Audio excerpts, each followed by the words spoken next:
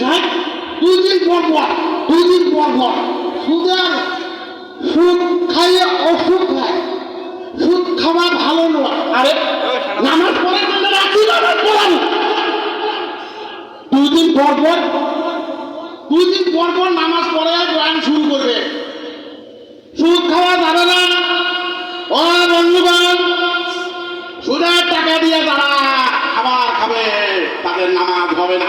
এই জন্য রাখি হুজুর আমার টাকা নেয় মসজিদের মধ্যে টাকা দিই চাঁদা দিই, তারপরও হুজুর করবে কি ওই সুদের বয়ান করবে।